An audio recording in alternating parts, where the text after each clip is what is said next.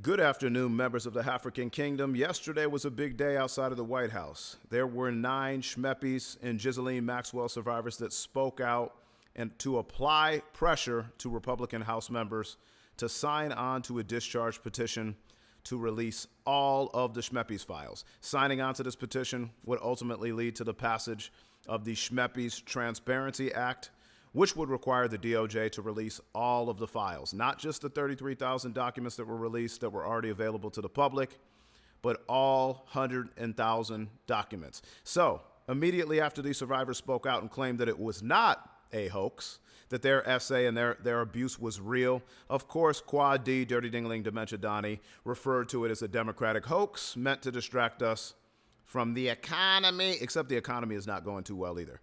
But this doesn't make much sense, because if this was a Democratic hoax, why did Quad D, why did Dirty Dingling Dementia Donnie run on releasing the files during the campaign leading up to the 2024 election?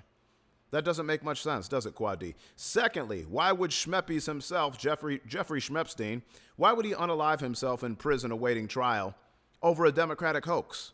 If it was a Democratic hoax, they wouldn't have much information on him, right? Wouldn't have much of a case, a prosecution against him, would they? Doesn't make much sense. Thirdly, if this was a Democratic hoax, why in the hell would you send your former personal attorney and the current Deputy AG of the Department of Justice, Todd Blanche, to interview a convicted SAer and S trafficker, Ghislaine Maxwell, for 2 days, for 9 hours across those 2 days? What were you trying to find out? Since this was a Democratic hoax, what would you be worried about if this was a Democratic hoax? Doesn't make any sense. Lastly, if this is a Democratic hoax, why are all the Republicans trying to block the passage of these files, the release of these files by the DOJ? If there's nothing to see and nothing's true, what are you worried about? What is the Republican Party so worried about? Why are they the ones, including MAGA Mike Johnson, trying to prevent the signing of the discharge petition?